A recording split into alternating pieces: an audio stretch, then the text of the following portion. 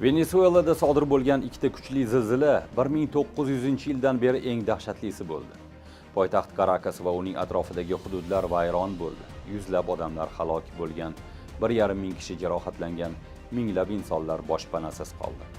Qutqaruvchilar odamlar hayotini saqlab qolish uchun vayronalarni ko'zdan kechiryapti.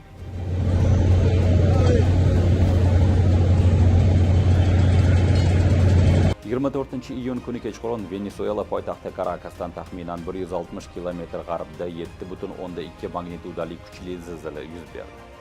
Oradan 1 daqiqa ham o'tmay, taxminan 40 soniyadan so'ng 7,5 magnitudali ikkinchi silkinish sodir bo'ldi. Bu ofat yillar davomida iqtisodiy inqirozlar tufayli allaqachon zaiflashgan Venesuelaga qimmatga tushdi. Bu inqirozlar infratuzilmaning katta qismini mort holatga keltirib qo'ydi. Poytaxt va uning atrofidagi qirg'oq bo'yi hududlarni silkitgan aftershoklar esa qutqaruv ishlarini yanada qiyinlashtirdi deb yozmoqda Reuters.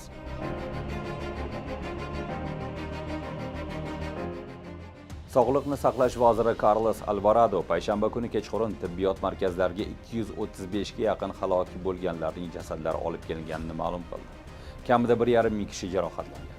Venesuela Milliy Assambleyasi rahbari Jorge Rodriguez kunning birinchi yarmida 200 kishi vayronalar ostida qolib ketgani, 250 bino shikastlangani yoki butunlay vayron bo'lganini aytgan.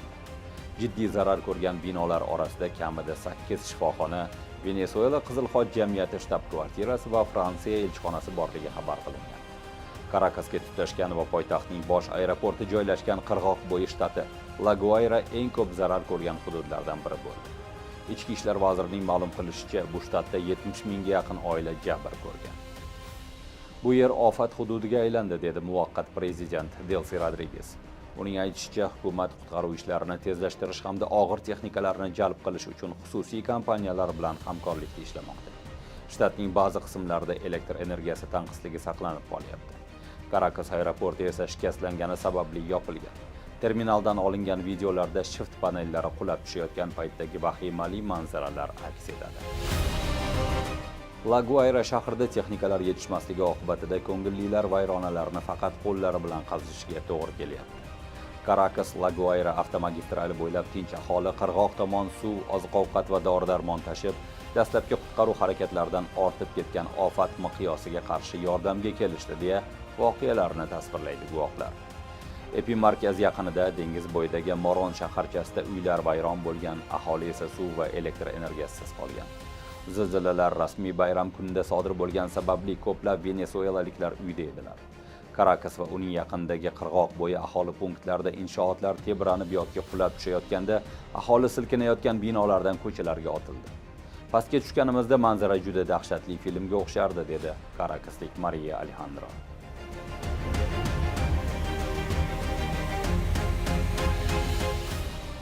Amerika Qo'shma Shtatlari geologiya xizmatining prognoz modellashtirish natijalari qurbonlar soni minglab odamlarga ortishi ehtimolini haqida aytgan.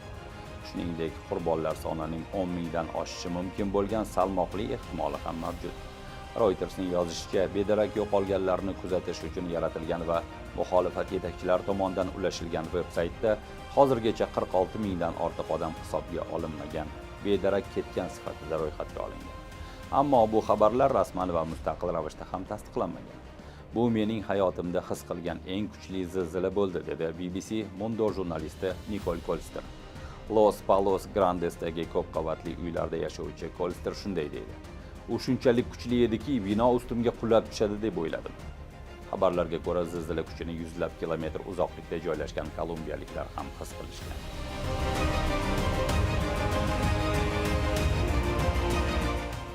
Siyosiy, iqtisodiy inqiroz va diplomatik bosimlar girdobida o'nlab yillar davomida xalqaro izolyatsiyada bo'lgan Venesuelaga hatto unga qarshi bo'lgan ba'zi davlatlar ham yordam berishga va'da qilishdi.